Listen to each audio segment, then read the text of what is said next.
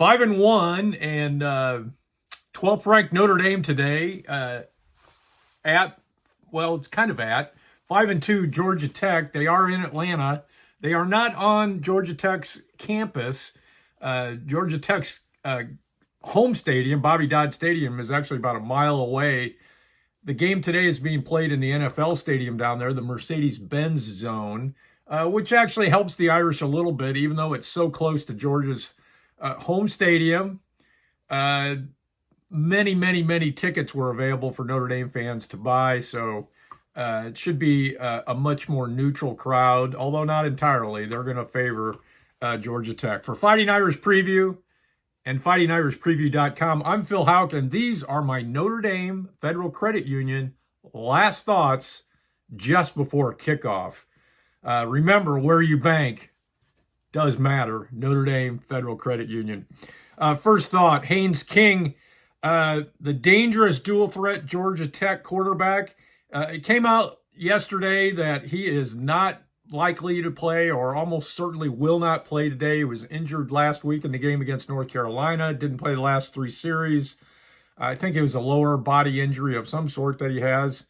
Not going to play today. That's a break for the Irish, no doubt about it, because he's good. He's really good. And it's the offense that really makes Georgia Tech dangerous in this football game. And without Haynes King, they will not be quite the same. So who's the backup? Well, he's a redshirt sophomore with a little bit of experience. He actually started a couple of games as a true freshman a couple of years ago. About a 55% passer, has played in each game this year. They've used him in goal line packages to run the football. So he's a bit of a dual threat too. His name is Zach Pyron.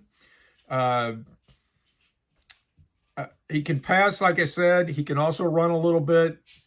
He doesn't have the experience that Haynes King has. I'm not quite as worried about him as I would have been about Haynes King. There's no doubt about that. So, like I said, he's not Haynes King, so we'll see about Zach Pyron today. Thought number 2, Riley Leonard. Last week, Leonard had his best week. There's no question about it. Threw 3 touchdown passes, ran another one in.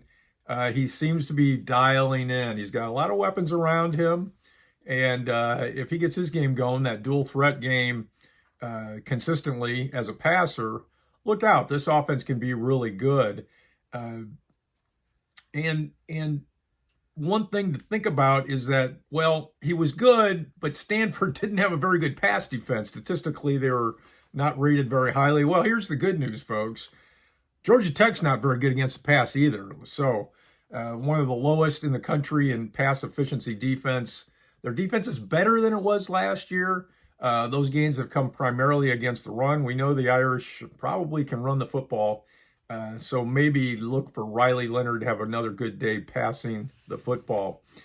3, let's talk about the loss of Ben Morrison, the All-American cornerback. And when I heard this news, here, can you see it? I really wanted to cry. I mean, Ben Morrison, he's a difference maker. I mean, the Irish have plenty of talent. Guys backing them up, they can bring in. They're not going to miss too much of a beat.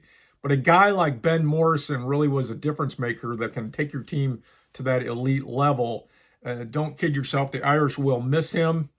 The options left, and we've had some attrition at the cornerback position this year, starting with Clarence Lewis transferred in the spring. Jaden Mickey decided to transfer.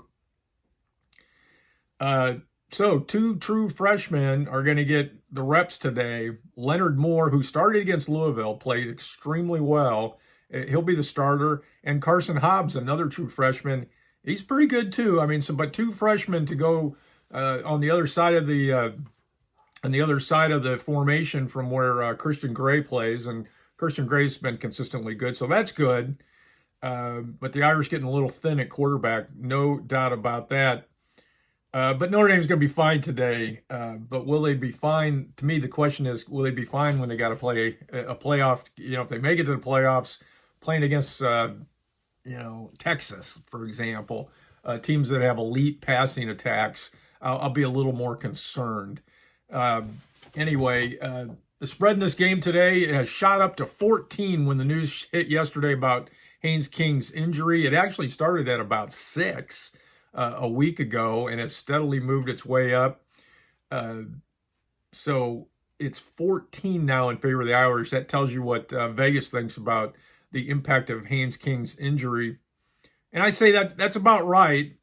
Earlier in the week, when I wrote my article on fightingirishpreview.com, the 101 series, I call it, to give you kind of the basics of what you need to know about every matchup. We do this every week on fightingirishpreview.com.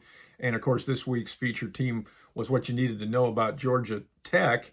But in that article, after the analysis I went through, I said I had predicted Notre Dame 34-24, a 10-point win over Georgia Tech in this football game.